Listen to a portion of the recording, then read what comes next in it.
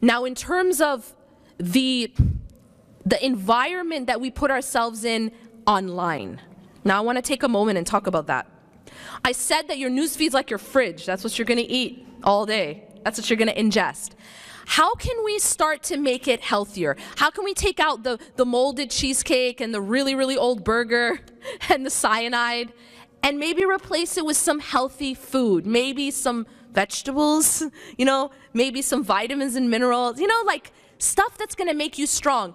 The interesting thing is we're going through a time right now where everyone's talking about, or at least in California, talking about eating healthy and organic. You guys have heard something about that, right? Even though y'all are in the Midwest. I grew up in the Midwest. I grew up in Wisconsin, so I understand. But in general, there's a movement right now to talk about being more healthy. Right? Yes or no? No? Never heard it? Okay, good. So now this is what we need, but this is what we need spiritually. We need to start talking about being more healthy internally. Because you know what? You have to take care of your body. But at the end of the day, your body is passing away. And it's an amana. You have to take care of it. But at the end of the day, your body is passing away. Can you tell me, anyone in this room tell me, what's happening to your soul after your body passes away? It goes to the barzakh. So it's actually continuing to exist. Barzakh, right?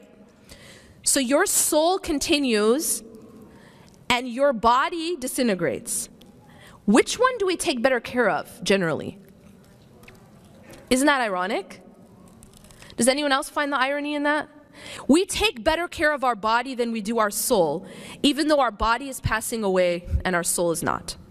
Your soul doesn't actually pass away. Your soul just moves. It moves from one world to another, and then from that world to another, and then guess what? It lives forever. Like forever, capital F. That's a lot of time, isn't it? So it's quite important that you take care of it.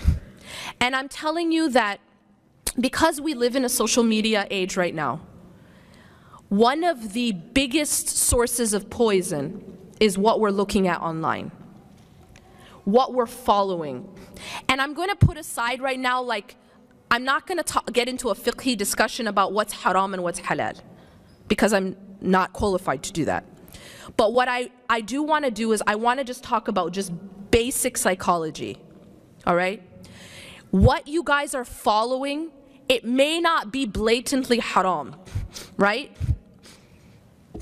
It's cool. You can learn a million different ways to wrap your hijab. That's awesome, right? A million different ways to contour your face. That's awesome. Lots of different fashion, all that stuff. I'm not saying any of that is haram to just watch. But here's the problem. The problem is when that becomes the focus. That becomes the focal point. The only thing that you're looking at is fashion, what kind of burger someone's eating, how all the various ways to wrap your hijab, all the various ways to do makeup tutorials, and somehow everyone ends up looking identical after these tutorials. Do you ever notice that? Yeah, it's really, really bizarre. But my point right now isn't haram and halal. My point is what matters most. And the thing about psychology is that whatever you are focused on most, that is what becomes central in your life.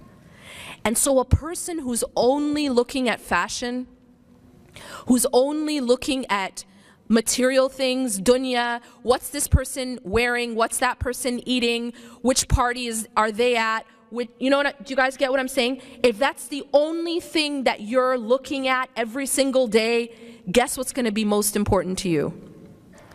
Fashion, material things, what people are wearing, what people are eating. That's it. And what happens is you've just left what really matters. And so my point to you is, if you can change what you're looking at every day and make it something a little bit more healthy, a little bit more maybe inspiring, something that's going to actually help you to build your home, something that's going to help you furnish your home, then you will actually be in a better position. Because now you'll be using social media rather than social media using you. You can use it as a tool for either good or bad or just a waste of time.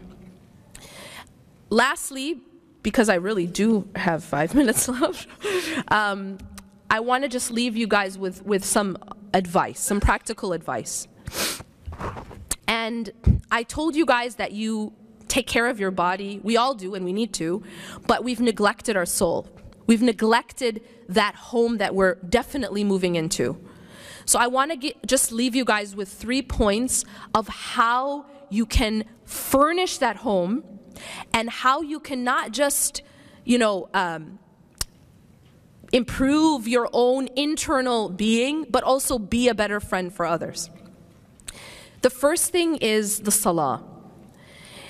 I can't talk to an audience without talking about salah.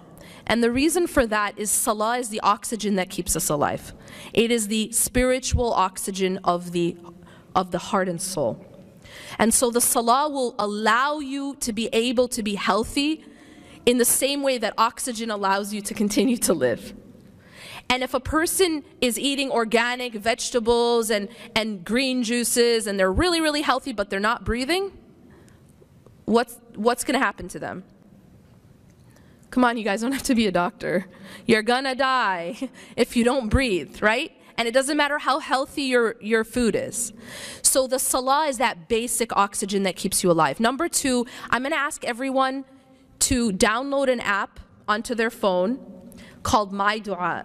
It's spelled M-Y-D-U-A-A. And what it is it's a collection of the supplications of the Prophet ﷺ from the Quran and from the Sunnah that he would say throughout his day. Now this might seem like, okay, what's the big deal? It's really a big deal. It's really a big deal. Because what this app does is it's equivalent to those vitamins and minerals and food and water that you put in your body, but it's spiritual. Every time you're reading these supplications, you are making your internal health stronger. Now, I'm just going to tell you this. When you download this app, by the way, best 99 cents you'll ever spend, and no, I don't get a cut. When you download this app, you open up on the side, there's going to be a few, by the way, there's a supplication for every motion of life. And the more you can incorporate in your life, the healthier you'll be. Psychologically, emotionally, spiritually, and every otherly. But what you have to do, like there are certain supplications you can't live without, and they are the morning supplications, the evening supplications, and the ones before you sleep. Make sure that these you're getting off your app, even if you aren't doing the rest, but make sure at least you're doing those. And then over time you can learn the small ones, right? You leave the house, there's a small dua. You come back in the house, remember Allah. These things are life-changing. But let me just, before I end, tell you about the morning and evening. You go to this app. The good thing about this app is there's this thing called a star. You can star the supplications that you want to do, because there's like 25 of them. It might take you an hour and never do it again. It's better for you to make a small list and to be consistent, because the Prophet ﷺ said that Allah loves the actions that are consistent, walau aqal, even if they're small. If you guys want to get in shape, if you want to get in shape and you go to the gym for 8 hours and then don't go again for 6 months, is that going to work out? No. But if you do the 7-minute workout, by the way, it's scientifically proven, 7 minutes every other day, you're actually going to find results. But that's because consistency is how Allah designed the world. That consistency is what brings results. So even if it's a few, you star them, that becomes your starred list, but you're consistent. You will find that it will have a profound effect. Lastly is the Quran. Stay connected to the Quran. And that means it doesn't need to be like a juz a day or something, but just even if it's one ayah, but you're connected and you're understanding what you're saying, and you're trying your best to reflect and live by it. And also the hadith and the sunnah as it relates to the Quran. Try as much as you can, even if it's a little bit every day, to stay connected to that.